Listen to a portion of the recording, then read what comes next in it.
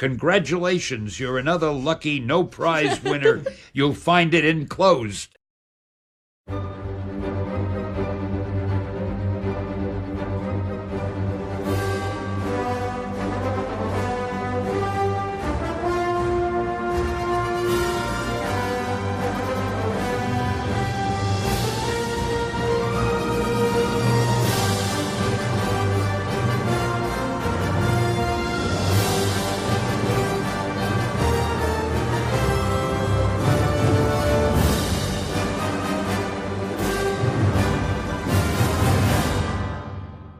Hello again, and welcome to another episode of No Prize Podcast. I am the Professor Bud Young, and with me, as always, from across the pond is Johnny the Machine Hughes. How are you, Johnny?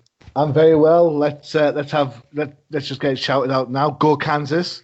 I want it to be No Prize Patriots tomorrow. Thank you. The No Patriots Podcast. Yeah, that's right. Go Kansas! Well, you guys are gonna have to shut me up after tomorrow, I think. And also with us we have what was that? Everybody wants to advertise as new host when the Patriots win and we get sick of bragging about it. By all means, send your applications in. We shall see. We also have Lucas with us. How are you, Lucas? I'm doing all right. How about you guys? I'm doing great. We're just gonna shut me up with the Patriots talk. That's okay. I'll throw in some of my Who Dat New Orleans. There you go. Hey, we might be going up against each other next episode. Hopefully that'll be good, man. Yeah, we're just books. Yeah, a little Breeze Brady Super Bowl. That would be something else, I think. Yeah, that's what seventh Super Bowl if he makes it. Yeah. Hey! Before we jump into the comic, because I want to talk. Did you guys see the new creation that's coming up from Marvel from the X-Men universe created by Liefeld? Did you guys see that? No. What's it called? What is it? A cartoon? Is it a TV series? Oh no! It's a new comic book, Major X by Rob Liefeld. You guys didn't see it? I try to avoid everything by Liefeld. Sorry. I hate it too. I was seeing if you guys wanted to kill it with me. See, I saw a tweet on him sent out earlier today. It said something along the lines of, "I hate people. I hate people that lie. There's too many lies in mainstream industry. Wizard in the 90s used to make all sorts of shit up. I don't like liars." I was really tempted to turn around and say, "Does that include when you say your book's going to be out by a certain date and then fail by like years?" But I managed to curb my cynicism. So my mum said if I can't say anything good about anything, then I shouldn't say anything at all. So that's pretty much me leaving the podcast right now. Okay, thanks. I try to dare Al Mega to go over to Liefeld a couple of months ago and say where's my Kickstarter because he donated to it like 5 years ago and never saw his money back. Never saw a book either, but. So it's kind of funny. All right, so I'm looking at the news sources for this Major X that you're talking about, and it's talking about that he comes from another existence. So I'm wondering if that might go into the Uncanny X-Men number 10 that we're getting ready to talk about in a couple of issues, and I'll talk about what's going on with that. Yeah. I don't know. It looks same color scheme as Deadpool. I was a little upset with the non-originality as far as his color scheme goes. And then does he have pouches? Does he have what? A whole bunch of pouches. No. There's no pouches. There's no feet in this drawing either. So that's par, of course. But the drawing that I saw, the one that revealed Major X, also if you look at that, it has like Wolverine and Cable who's dead, and it has the Beast who hasn't looked like that in like 20 years. So I don't know if Liefeld hasn't picked up an X-Men comic book in 20 years, but Beast hasn't looked like that since the 90s. Right, so and it's got Storm in the background as well. Yeah. That's a pretty weak drawing of Storm too. But who's counting? See, I wasn't going to look, but now you've made me look. Major X. Was that what it's called? Wrong. It's called Major X. Major X. Oh, here we go. Which one do I want? We'll go with that one. Johnny's first impression live on No Price Podcast. So is he supposed to be like a mix-up of all 5 of those characters? I guess. I don't know. He's got the gun. He's a gun guy, so he's got the guns and the Peacemaker helmet and the red X. Yeah, he's got the glowing circle, so that might be his time traveling deal. Yeah. Just don't know where Storm comes into it.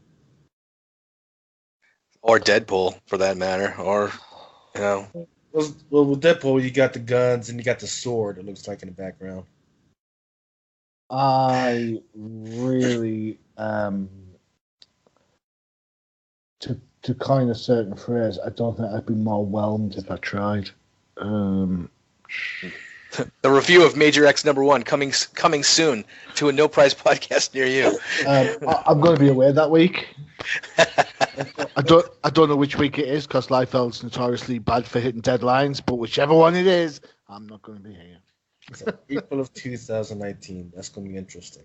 Which one? Oh yeah, it's just a couple months away, baby. Who? April. April of 2015. April 1st. Oh, yeah, maybe this is a big April Fool's joke on us, like 3 months early. Wouldn't that be awesome? No. It's not awesome. All right, we're going to jump into our reviews. I just wanted to throw that out there because I thought you guys would get a kick out of it. Wow. Start it off. All right, so let's jump right into to Amazing Spider-Man number 13, where this is part 3 of the Lifetime Achievement storyline, which is heavily featuring J. Jonah Jameson, and if you've been reading Amazing Spider-Man or Peter Parker, Spectacular Spider-Man for the last year or so, you're just kind of seeing a big 180 in J. Jonah Jameson's attitude towards Spider-Man. He found out that Peter Parker was Spider-Man probably about like 9 months ago now, and this really kind of has had Jameson kind of really have a change of heart and has tried working with Spider-Man and promoting him as a hero instead of the menace that he's portrayed him to be the last 60 years. I think this was a great kind of character development thing for Jameson, and it's kind of really lent itself to have a pretty neat storyline like this. And this is Nick Spencer and Ryan Otley, and you guys can correct me if I'm wrong, but Ryan Otley, I do like his art, and I see a lot of Sal Buscema in his artwork. I don't know if you guys noticed that at all, but it's like I think his layouts and the faces are kind of I don't know if they're a homage, but they're kind of reminiscent of a Sal Buscema Spectacular Spider-Man. I don't know if you guys think so. Yeah, I can see how you think that. Yeah, definitely. Yeah. But especially around Spider-Man's eyes and some of the square, straight lines that are on play, rather than the usual sort of like curvy stuff we normally see. I could agree with that. Sal Buscema is one of my favorite artists of all time when it comes to Spider-Man. So yeah, I mean, and it looks like Otley's just trying to maybe kind of give you a little bit of kind of reminiscent about like old school. And this storyline is pretty old school, right? I mean, he's bringing up Frederick Foswell, who's the original big man from early issues of the Amazing Spider-Man, and the Enforcers, who I'm sure Lucas will tell you when they first appeared. I want to say Amazing Spider-Man number 2, but I'm probably wicked wrong. But then I can hear Google going right now. They bring back a lot of villains. You haven't seen the original Scorpion or Matt Gargan as Scorpion in quite a while, and not in his original costume, which he's in again. And then the Spider Slayers. So pretty much all of J. Jonah Jameson's machinations that he did to try to take out Spider-Man way back in the '60s has come home to roost, and has come home to bite him in the ass. All in just to kind of, I don't know, mar Jonah Jameson's reputation, Kingpin wanted to get a photograph with Spider-Man and J. Jonah Jameson together with the Kingpin to kind of discredit or prop up Kingpin's mayorship. I don't know if what you guys feel about that, but I love this storyline. I love it. I love the old school. I love bringing the Enforcers back. I love Frederick Foswell because, who the hell remembers him? So I love the old school. I love the Scorpion. I love the Matt Gargan Scorpion. I love how they bring back Taskmaster and Black Ant at the end, and kind of makes you wonder what the hell's going on there. With they have the Vulture, Cobra, Tarantula, and Stegron the Dinosaur Man, all filling up one cell. Yeah, it's pretty interesting. So I like this. I want to see how this storyline wraps up, and I love this J. Jonah Jameson. I can't say enough about actual character development that they look like they're gonna kind of keep for a while until Jonah Jameson gets hit over the head with a sledgehammer and forgets that he's Peter Parker. But absolutely. yeah, well, that's gonna happen, but. I like character development. I love doing something new with a character haven't done before. So, Johnny, what did you think? Go Lucas first. Okay. I mean, all right, Lucas, go ahead. Yeah, I think I'm agreeing with you. I like the old classic feel. I like them bringing back some of those old characters. This is more like a when the chickens come home to roost type of issue. Right. Spencer and Ali, they have the audacity to do one thing the comics are often accused of not doing enough is giving Jonah some more character development, which is kind of rare for a side character. The issue's climatic moment was when the villain, Big Man finally acknowledges that he was wrong. I mean, he admits that the very negative thing he ever said about Spider-Man was a lie. He used his own tragedy and that of the mastermind's excuse for his crusade. Later, when he faces up against a Kingpin, he again admits that he was wrong. On top of calling out Fisk, Kingpin, he goes into some self-reflection and says, "Hey, man, everything that I did for my own sick crusade was just excuses just to do wrong." Now, you were alluding to, naturally, time will tell whether Jonah, his current attitude, is going to go away from Spider-Man, or whether this is going to be the whole big thing, which is great. I did not like the fact that they took his talk show away from him, because that for me brings him up more current. Or if they're going to take talk show from him, give him a YouTube podcast, man. Do something like that. Bring him up to date. The art was good with every image of Big Man. I mean, there was some great panels of Big Man throwing around Spider-Man, slamming him into the walls, and you could feel the impact of every hit, every brick that was falling down on top of his head. Ready to talk on this, Johnny? Yeah. All right. Okay. So let's think about this. The art was okay. I agree that there is some Sal Buscema homage stuff going on. I'm not buying the J. Jonah Jameson speech as much as everybody else is, because it feels like I've seen this already. This is just Nick Spencer's version of that classic episode where that classic issue where Peter comes out of the closet, the spider closet, as it were, and gives up his secret identity. I miss MJ. I'm more interested in Peter Parker than I am Spider-Man, and that's always been my feel with Spider-Man. As soon as he puts on the mask, you know he's going to win. But it's always the stuff that goes on as Peter that makes the book interesting. The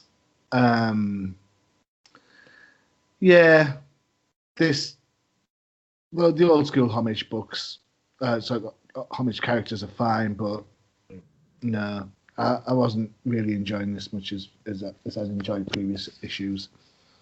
But I will say, if we're going old school and bringing all these old characters back, Deborah Whitman must be a couple of issues away at least.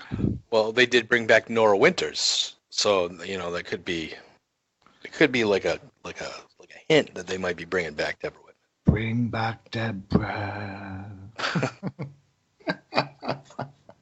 So The Enforcers, their first issue, that's with Fancy Dan, Ox, and Montana. That was an Amazing Spider-Man number 10. That's Oh, going for high end is going for like 1.6 thousand. Low end you could probably get off the street for like $90 on CGC. If you're interested. I was a little bit off. I said number 2. So, yeah, that was 1964 when that came out. Well, there you go. Some old school Lee Ditko Spider-Man stuff. And that was the first appearance of Big Man. So the only thing that if you're speculating on this issue, the thing that would bring it to your attention is so this is the first appearance of Frederick Fossil Jr., who is now the third Big Man. Because the second Big Man was his daughter, which was like Janice Foswell or something like that. So we're not confusing Big Man with Big Pappy then, are we? No. Or Big Woman. No.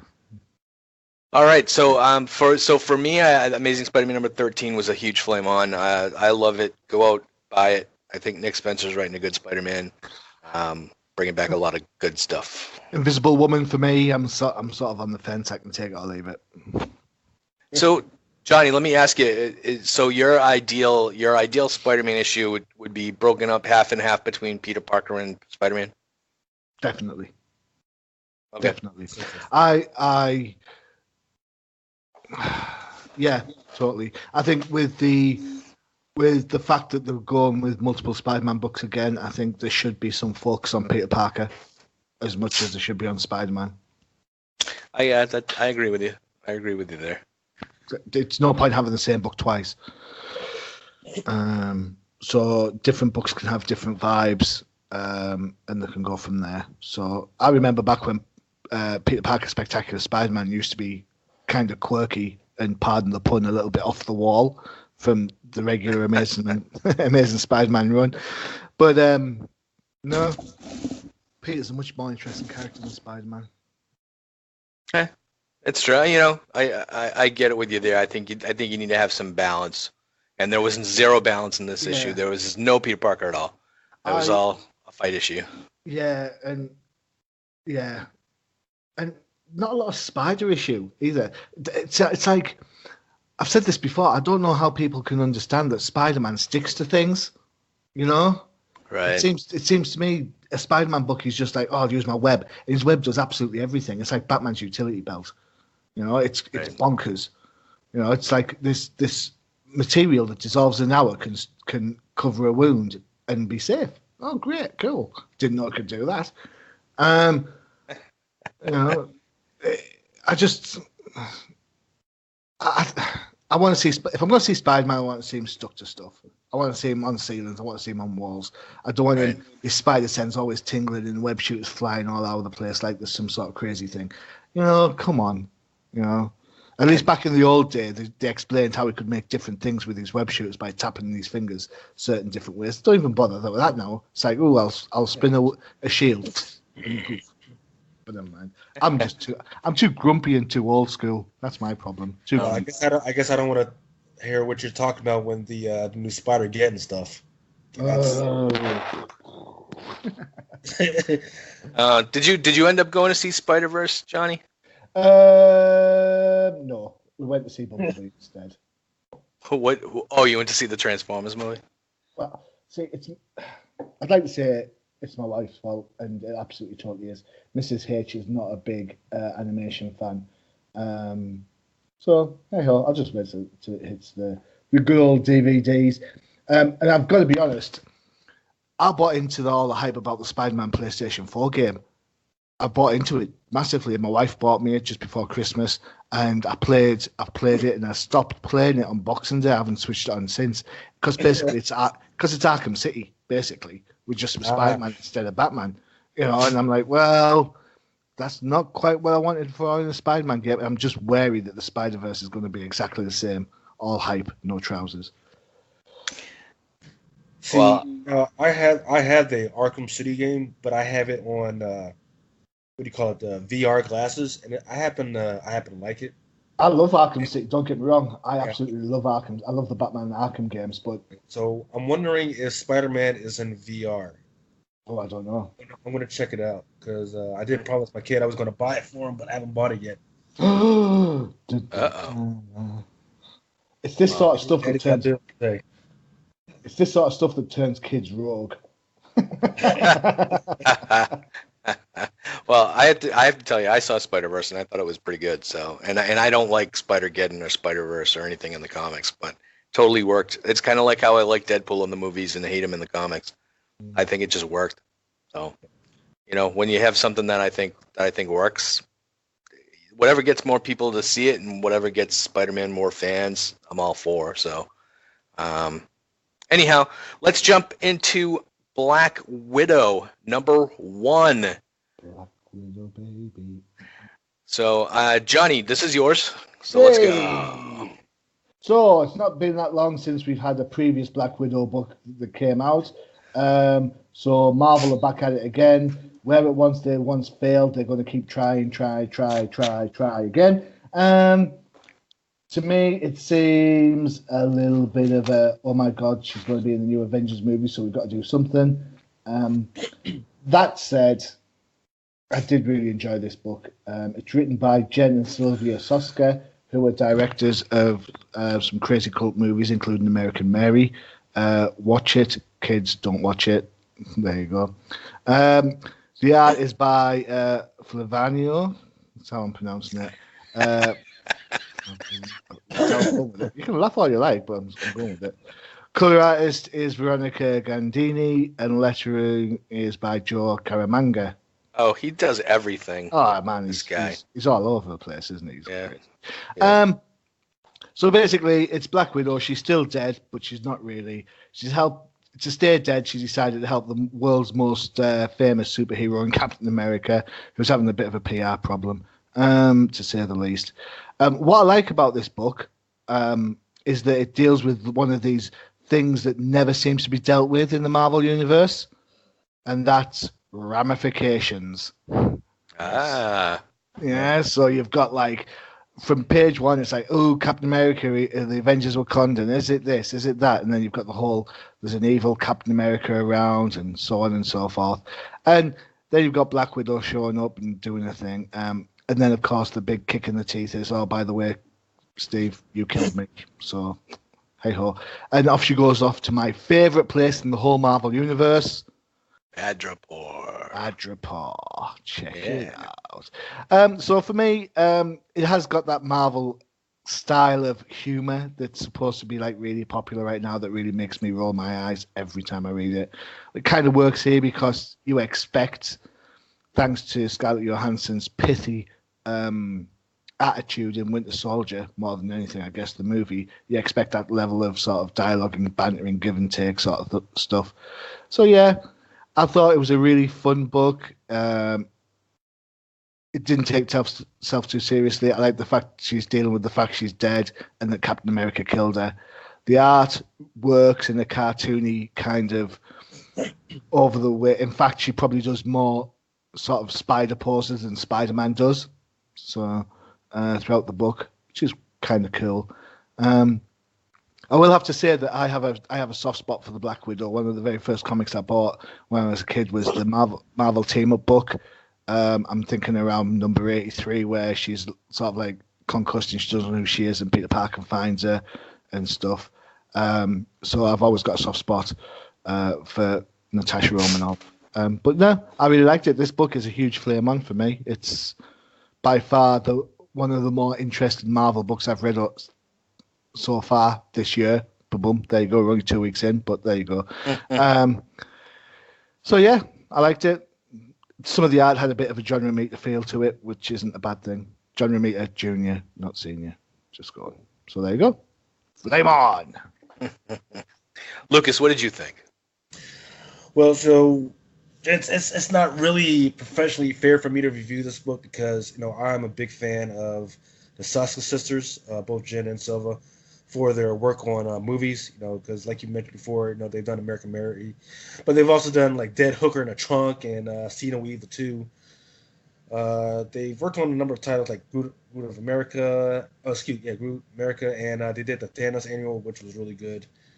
Um, but you know, like I like what John was talking about. And that was there's three parts for me here in this comic. First one is which we're talking about. It's especially about Captain America's role as a public figure in the wake of what happened to Secret Empire, which he actually killed Black Widow. And then the second was Black Widow teaming up with Captain America to stop a fake Cap from blowing up Times Square on New Year's Eve.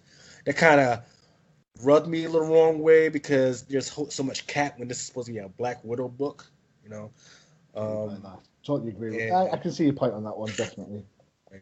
And the last point is Natasha. You said it right. She's going to Madripoor, but then she's mixing it up in the sex trade world. Which is a weird transition from her normal position as the heroic Avenger side, but now she's going to the God of Shadow Society. So it's a little weird. The whole thing for me is that with Jen and with Suss's Sisters, they love going for that horror feel. That's what I was hoping to get from the Black Widow. I was hoping to get a horror feel or the gritty feel, but I didn't quite get it from this book. They're probably going to pull us more towards that side in the upcoming issues. I'm just not getting it yet. Also, I'm not sure why they're going for the sex trafficking issue because, from everything else I've read from Jen, she's always like up on current events, and she didn't bring anything that was new to the table with this whole Black Widow thing. I mean, even with she's a Russia ex KGB whatever agent, but instead we're going to Madripoor for the sex trafficking stuff, and I'm not sure I see where the connection is yet, but I'm pretty sure she'll handle that and get us to where I know she can get me to. So there is four covers for this thing. There's a 1/100 that nobody's buying. And there's a 1/50 that once again nobody's buying, but there's a 1/25 by Marco and Dolfo. That one sold out, even though I'm not really that's not really my style. And Clayton Crane he did one, and Clayton Crane he's one of my artists. He actually did the A cover. That one's like $4, but once again that's not really my style. Just doing a little research on it. Black Widow, her first appearance was Tales of Suspense number 52. That was first Natasha Romanoff. I knew that, by the way. Just so you know. Yeah, I mean, I think we got a few listeners. Just wanted to I totally. Hey, go for it, man. I'm just saying, I knew that one. Because the reason why I wanted to make sure I checked up on the pricing of this is because, they finally did find a director for it. It's going to be Kate Shortland, who did the Nazi drama Lore, to direct the Black Widow movie that's supposed to be coming out in the next year or two or so. And it doesn't look like there's a big moving on the prices for her first appearance. So you can get a really good high graded issue for $1,000 or $1,100, which is a surprise to me. Do you think all the movement on those the prices of the first appearance of Black Widow would have gone up with the first Avengers movie and the first Iron Man or second Iron Man movie when she made her first appearance there? Right, it should have, but it didn't. It did not at all. So the prices on that have been stagnant for a while. Yeah, because if you figure, I forget the year, but I mean it's 64, no, or 60. Yeah, 64 is when that came out. And if you look at Captain America, you get a high grade one for him, and that's like $8,000. You look at hers, you can get one for $1,100, $1,200. And I guess that might be because of name branding. Like, can you, if I showed a picture of it to a little kid, would he know who that is? And my kid probably wouldn't, but he'll know Iron Man, he'll know Captain America. Heck, he might even know like Hawkeye, and he definitely knows Black Panther, but he might not know Black Widow. So even though she's been around for forever, she still doesn't have that name recognition yet. So hopefully, any movie that comes out will help change that. The only thing is, the rumors is that the Black Widow movie that's coming out, it might be rated R, so little kids may not be able to go see it. So that's the only thing, which is fine for me, because I don't want to see a ex-KGB agent restricted by not being able to show blood or violence or any of the other good stuff. The worry I've got is, first of all, I appreciate that. I like the fact that this is a change of pace for Natasha, so she's not being a superhero, which kind of, is one of your points. The other thing I've got is that if it makes it an R-rated movie, then it's how's it going to differentiate from things like Atomic Blonde Exactly. and the one that was out not so long ago with Jennifer Lawrence? Was it Red something? It's Red Sparrow. Red Sparrow, which is very similar in style to the idea of a Russian spy. So I kind of think you've got to be wary. If you're going to make it R-rated, then make it R-rated for the right reasons. I agree. Yeah, absolutely. Nice. So I kind of agree on both sides of you guys here. I thought this was a fun book. I thought one of the jarring things that I didn't like, I'm gonna beat a dead horse here, is her portrayal from this book versus her portrayal from the Mark Waid series last year, versus her portrayal from Tales of Suspense when they brought her back from the dead after 6 weeks. Yeah. It's like a different character every time you pick it up, and this one is kind of more of a. I like the dealing of the ramifications, Johnny, like you said about Captain America killing Black Widow back in Civil War II. Not Civil War II. Freaking, I can't even remember the name of that stupid storyline now. Secret Empire. There you go, Secret Empire. They all blend together for me now. But I liked the issue for what it was. I did like that she went to Madripoor because it is one of my favorite places too, Johnny. Hey. And I like that they brought out Tigra. I haven't seen her in a long time. Yeah, it's the only reason. It is the only reason to buy all Marvel Comics Presents is because it's Madripoor. Yep. And then I liked I didn't know who the writers were until I searched them before the podcast this morning to find out that they were actually directors. And I thought the theme, the child trafficking theme there, was I thought that was cool. I was like, oh, they're gonna go adult here. They're gonna go kind of hardcore, and what's coming up in issue 2 or 3, because it seems to me like the theme got really dark really quick. Like it started off with the Captain Americas, and the kind of thought it was going to be just a regular Black Widow diffusing the mad bomb. Okay, great. And then when she went to Madripoor, and all of a sudden it just kind of took a turn, and I was like, okay, where's this going now? Like now you got me. So this is a flame on, because it makes me want to read issue 2. It makes me want to kind of see where it's going, and it is kind of a different Black Widow. So it's not like the first thing she's doing is whipping out the gun and blowing someone's head off, because that's kind of what I was expecting her to do, But no, great beginning to what I hope is going to be a good series, whether it's 5 issues or 6 or 7, but we'll see. Just as a quick aside, you know how you mentioned she's a different character than the Weird one, then the Avengers one, and all that. Yeah. Do you think that is a cohesive problem with Marvel, and sometimes they just don't know how to maintain continuity or consistency even? Yes. I absolutely think it's a problem, because, and we've talked about this several times, about how when you have a 5 or 6 issue storyline, and then they're rebooting the series again, and it is a kind of a different character. You don't think that these writers are reading what has come before. They're remembering. I mean, we just talked about Liefeld drawing the Beast, how he hasn't looked like in 20 years. Mm. They're going on memory, and we've seen. I've gone to a lot of conventions. I'm sure you guys have too. And you're sitting there talking to one of the artists, and you like ask them to draw a character, and they're like, "Oh, well, which version of the character?" And then they're trying to get you to oh, how do you look at that? And then they're looking at freaking their cell phone for a reference on how to draw a character, and I'm like, you guys, okay, so obviously you guys don't read comics anymore. Yeah.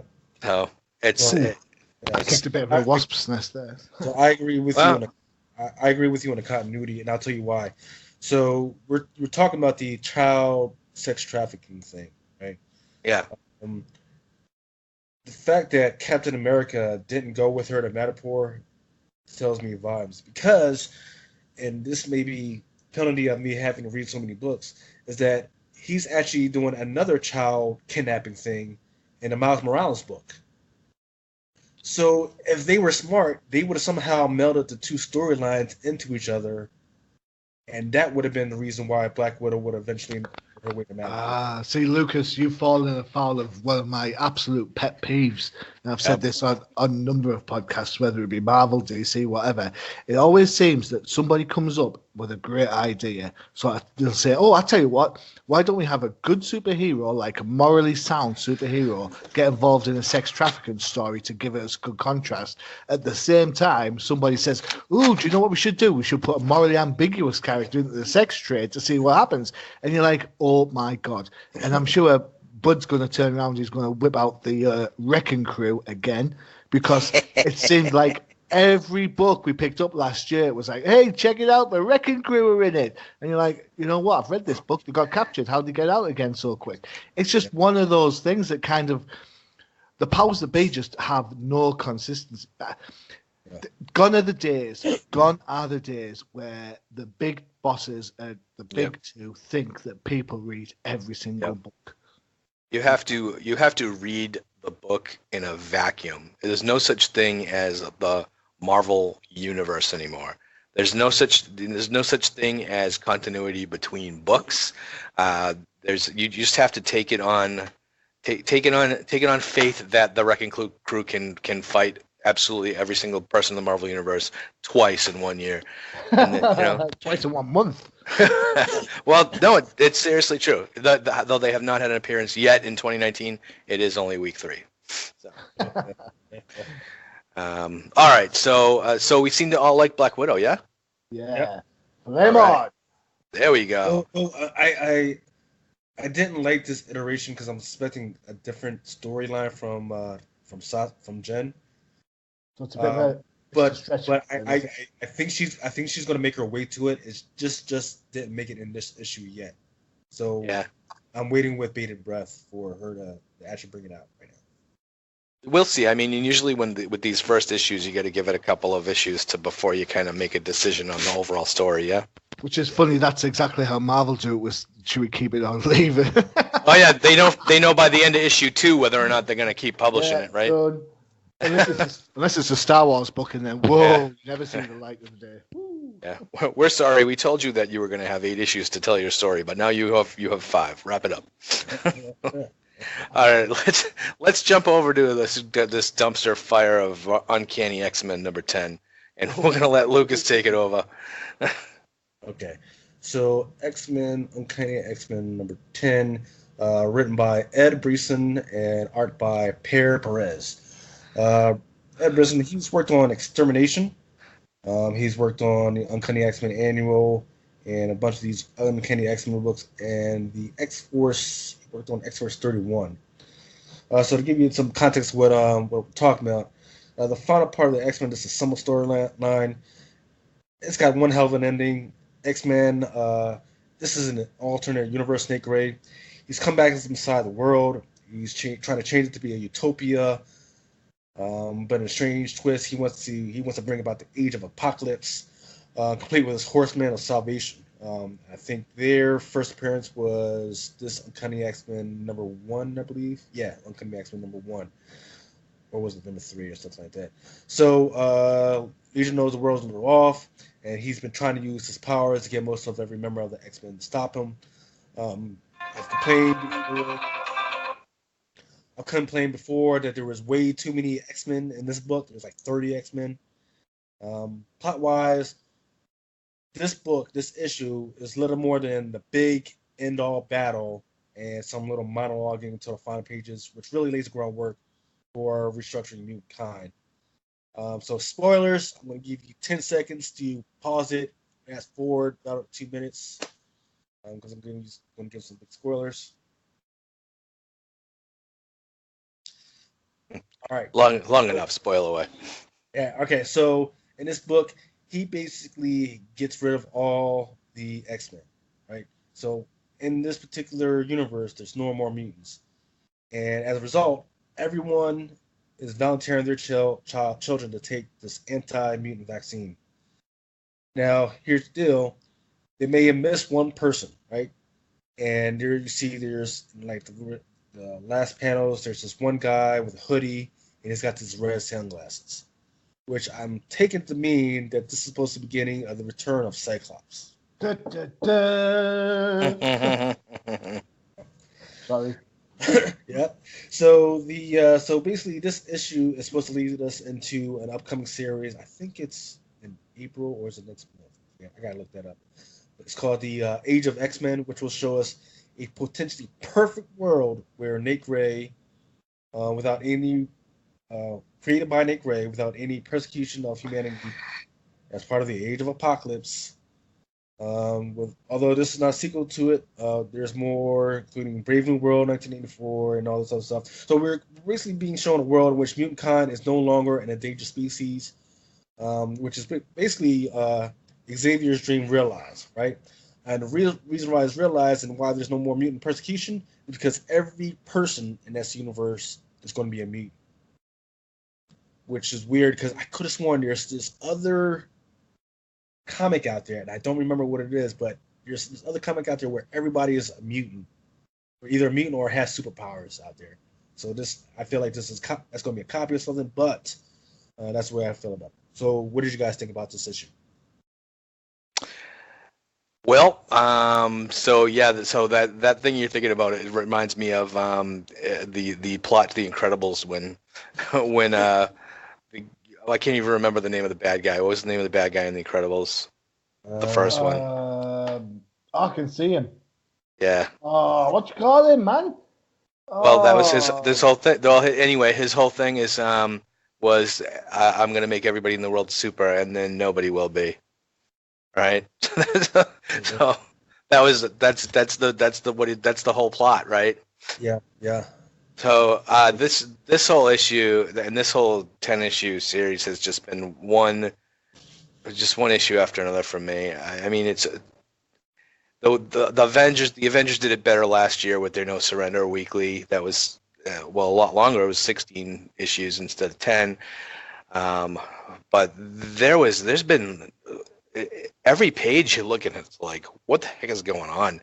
This whole issue is just like X-Men bodies everywhere, and Syndrome. What is going on? And it's Nate wants to bring back the Age of Apocalypse, yet here's Apocalypse running at him, going, "No, stop!" and this has got, and I've seen this a couple of times in the last year. That it actually absolutely gets my goat every single time. Is something crazy happens and Nate ends the world, and then you have 2 black pages. Yeah. You have, I mean, I'm sorry, what are we paying for these books? $5-6 now, and you can't give me art for 2 pages. You give me a black page. Yeah, that's bullshit. So anyway, this story went on 10 weeks too long. And it's just to get us to the next thing with the X-Men. Just bring back Cyclops and Wolverine already and get it over with. That's and I also had the overwhelming feeling of that, Johnny. You say this all the time. Where have I read this before? You know? Yeah. Okay, so I guess it's my shout. Right. For what it was, we talked about Ed Bryson, but there's a couple of extras on there, Kelly Thompson and Matthew Rosenberg on there as well. For what this was, it was a fun read. However, it comes too soon after a couple of things. First of all, it comes too soon after extermination, Mhm. right? Which we've already just gone through a whole mutant apocalypse type event, which potentially killed loads of people. And it comes too soon after this book's been restarted already. This is only issue 10. And so many of these issues shipped weekly. So we're talking not even 2 months down the line and we're already stopping the book. It's like, are you crazy? On top of that, you've got the Cuckoo Sisters in here, regardless of the fact of what happened to them in the X-23 book. Exactly. It's like that was driving me nuts. I was like, wait, what's going on? exactly. I mean, I love the Cuckoos. Don't get me wrong. I think that they are probably my favorite Grant Morrison creations in the X-Men universe. But this, for what it was, it's an X-Men battle book. There's no major things. I loved the Betsy Braddock stuff, and I loved the Saki, the telepaths will save the day again comment by the Cuckoos. But other than that, it is what it is. It's just going to feed into the next event, which, funny enough, Extermination was going to lead into the next event. So you're kind of like, how many times do we have to see this? On top of that, True. how many more Age of whatever it is, Age of X-Man, or whatever it's called, there's like shed loads of books, man. Yep. There's absolutely, it's bonkers. And there's some really good creators on there. I'm going to shout out Lonnie Nadler and Zach Thompson, who spent some time on Cable last year. Their indie stuff's been fantastic. So if you're going to check out some X books, check those out. But other than that, it's like if you want to read a story about Jean Grey going into somebody's head to sort of solve the problem, well, fine. Or a character going into the astral plane to solve a problem, fine. But that was done in Dark Phoenix Saga. It's been done stacks of times. Move on. X-Men, I agree there needs to be a bit of a cull. I totally get that. There's too many characters to keep track of. See, But- the thing is, you had so many characters, and then at the end of it, none of them were even really needed. Exactly. By the time it got done, it got down to just Storm, Storm beating up on him. Yeah. I didn't need 30 characters just to have a one-on-one with Storm, Legion, and Apocalypse. I didn't need all that. And you got to think that Rogue would be your key. Get Rogue in there, touch, poof, and there she's nabbed the powers and job's sorted. But I don't know. It just seems, and the Black Pages thing. Great, Yeah. thanks. Yeah. Well, yeah, and that's the thing for the last. I think that's for the last month they've been doing the Stan Lee memoriam thing. So the first 3 pages of each Marvel book has just been Black Pages. Yeah, well, you know what? I think those were extra pages. I don't think that they should cut down the story for that. Yeah. It's just But this was when it's part of the story. It bugs me. like it did in Daredevil. Yeah. The only other thing I've got to say about this is there's a newspaper article by the Bugle that says no more X-Men. Correct me if I'm wrong, and if I'm wrong, I hold my hands up. But I didn't think the X-Men's existence was public knowledge like the Avengers were. I always thought the X-Men were a little bit more clandestine than that. Hmm. But Yeah, that's I just don't know. my perception of that. I don't know. Because if you So- think if the public knew about the X-Men, what's to stop a bunch of Sentinels just rocking up at the mansion every other issue and kicking ass? Yeah. Yeah. Well, for during this whole storyline, there's been a whole bunch of protesters at the Xavier Institute. That's true. Well, it is put right in Central Park these days. So, that's kind of not secret. So the last thing I'm going to say before we get this put to bed is, that the first half of this issue, the jam battle, where pretty much everybody that's ever been an X-Man or an Excalibur or Generation X or any other mutant book that's ever existed is probably just fill up the space on the page. Where are these characters coming from, man? Because I have not seen Maggot since 1992. And there's no Captain Britain. There's no Major X. right, but there's Kai Lun, who was in Excalibur, and where are these characters coming from, and where have they been? Right, So they just call up the cell phones and say, "Hey, trouble alert! There's Justice League trouble alert! Everybody show up." Yeah. I just don't. I don't get it. I mean, there are other characters now. The young Apocalypse, the one that was in the X-Men series, was it Astonishing X-Men that Mark Bagley was doing? Mhm. Was it Kid Genesis or something? Was that his name? Who knows? Anyway, I thought he was a young Apocalypse. I thought they de-aged Apocalypse so that he was a kid and that they were trying to make him a productive member of the X-Men.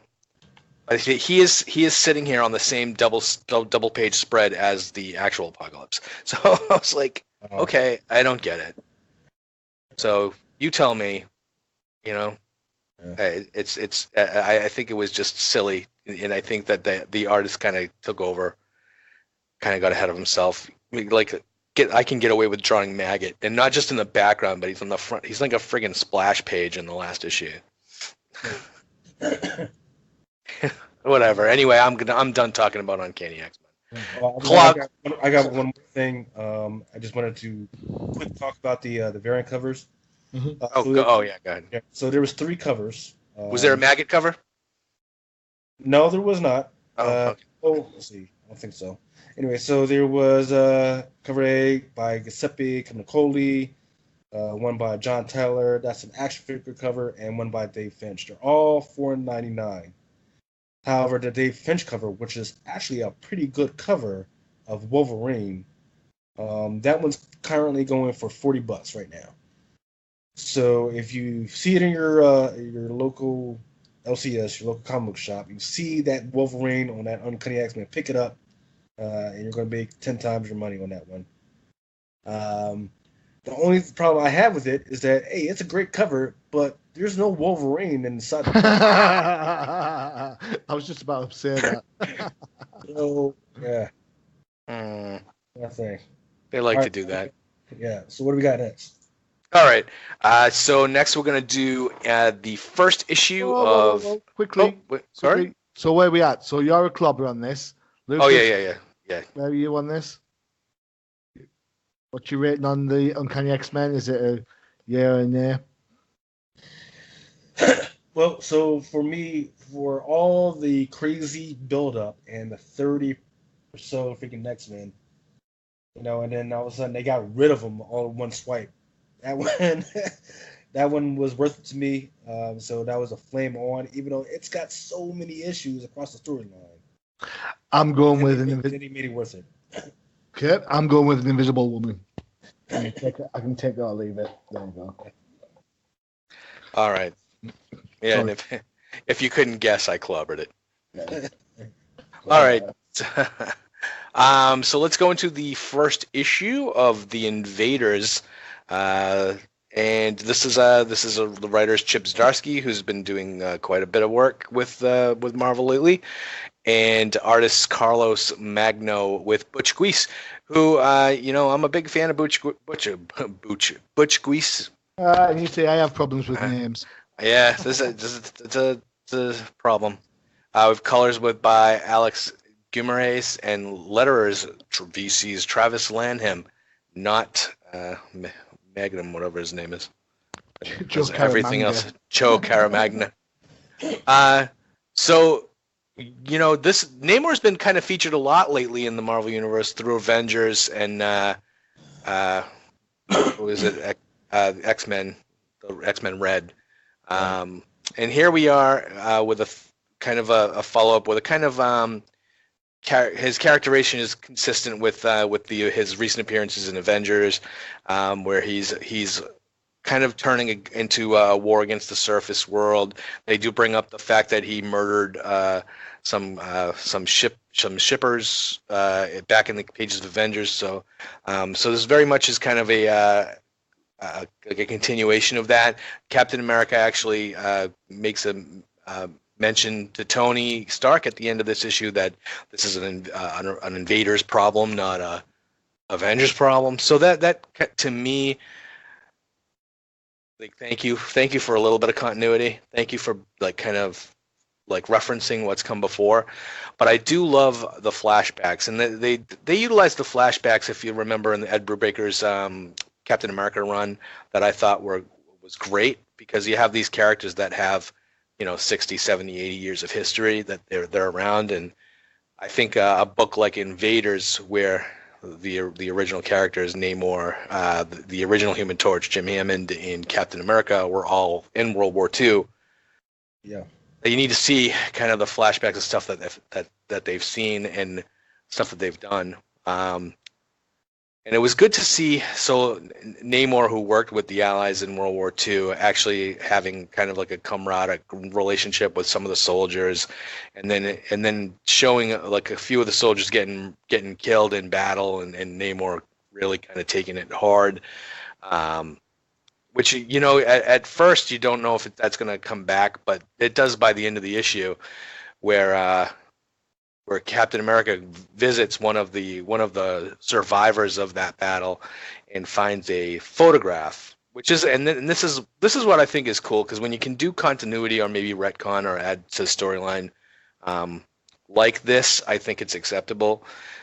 But you have a photograph where Steve finds a picture of Namor back when before his appearance in the Fantastic Four, where, if you guys remember, in Fantastic Four when he first appeared, he had amnesia, and that's how they explained away why he hadn't been around in 30 years.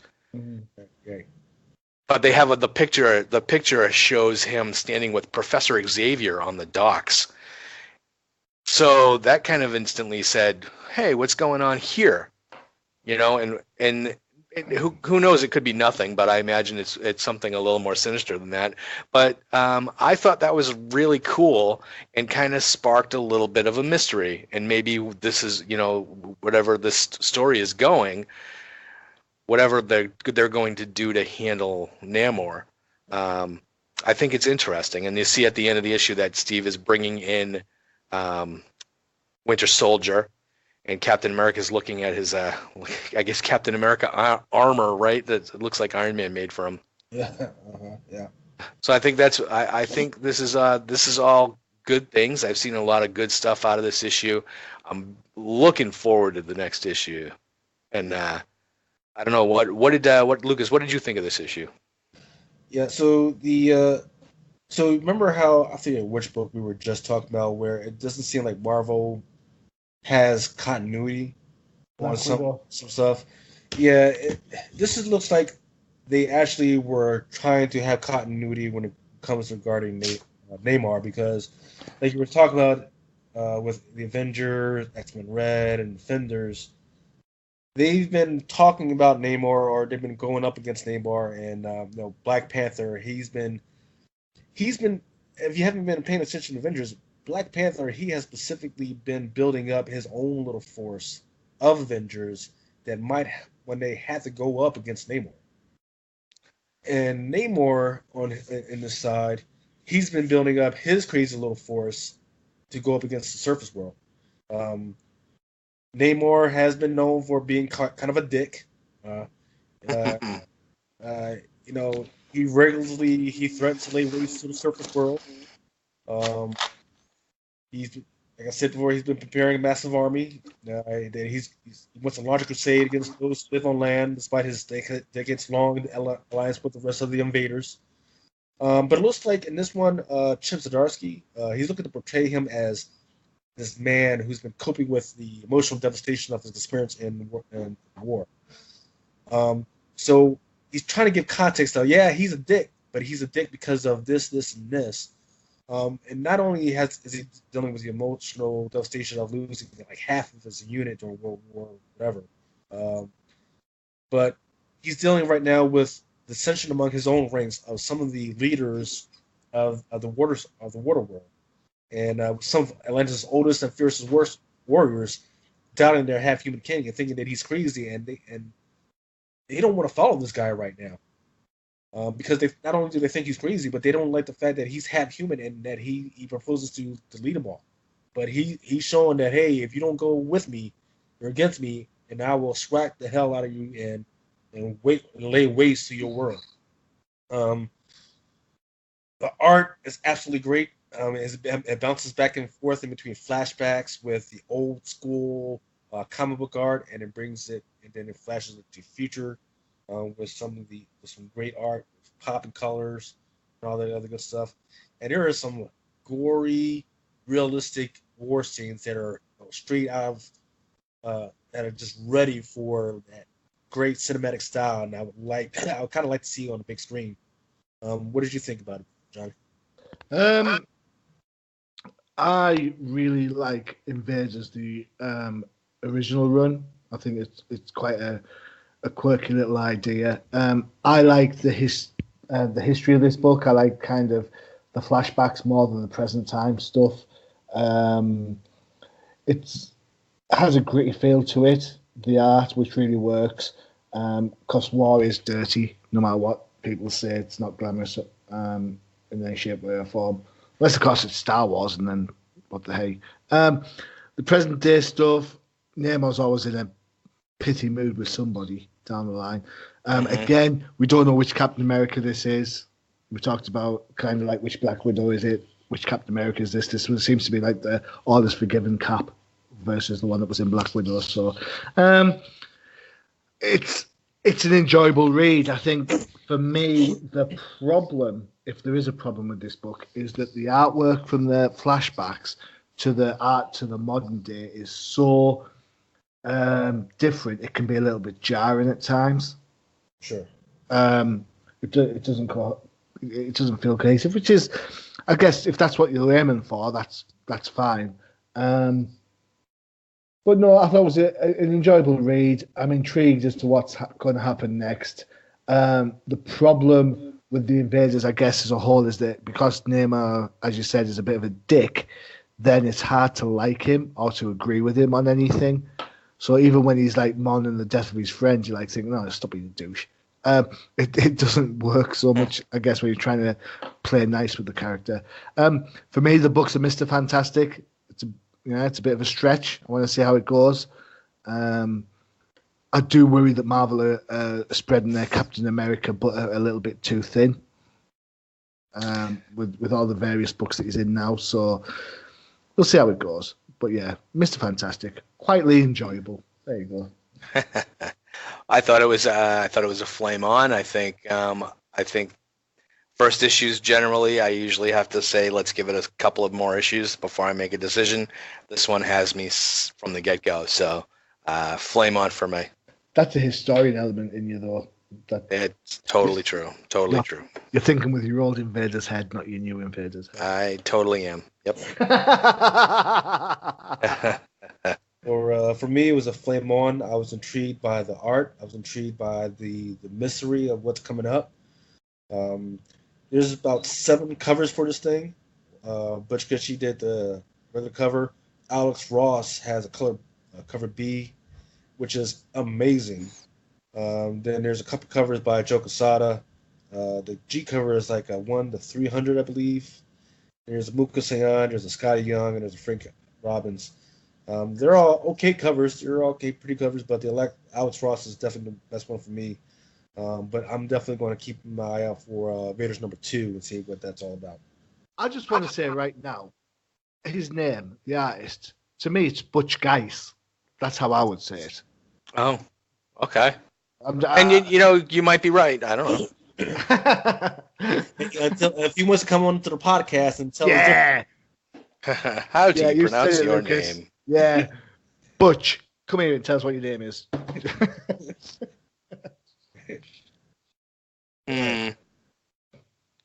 We'll see. Maybe if he comes around to Terrificon this year, I'll ask what his name is. How do you pronounce your goddamn name?